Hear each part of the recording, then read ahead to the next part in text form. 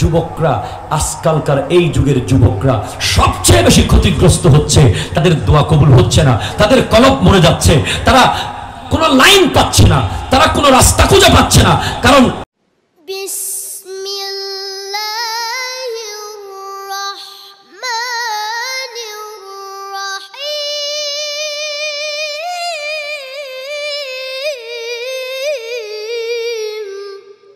আমার নবীর আরেকটা সুন্নাত, গুরুত্বপূর্ণ সুন্নাত, সেটা হলো নামাজে যাওয়ার আগে পারফেক্টলি উযু করা। কি করা বলেন না?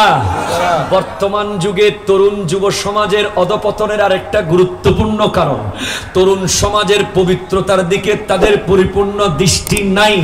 আমি গতকাল আনোয়ারা থেকে মাহফিল করে আসার সময় পেট্রোল পাম্পের মধ্যে ঢুকলাম, সেখানে দেখলাম প্রস্রাবখানা 3 রকম।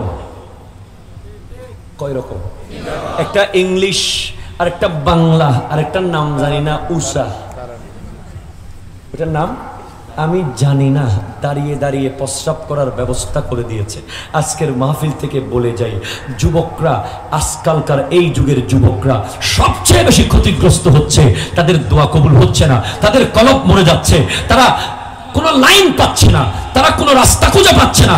কারণ আত-তাহারাতু শাতরুল ঈমান, পবিত্রতা হলো ঈমানের গুরুত্বপূর্ণ অঙ্গ।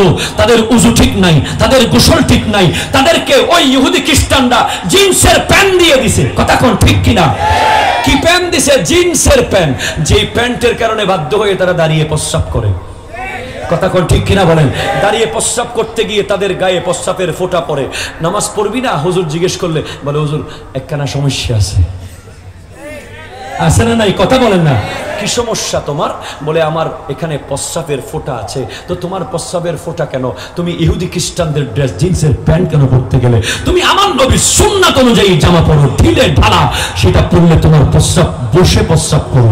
আমার নবীর সুন্নাত অনুযায়ী তুমি আমার নবীর সুন্নাত অনুযায়ী উযু করো, আমার নবীর সুন্নাত অনুযায়ী তুমি জীবন যাপন করো। তোমার প্রত্যেকটা কাজ সফলতা এনে দেবে আমার আল্লাহ। কথা বলেন ঠিক? আরো জোরে বলেন ঠিক কিনা?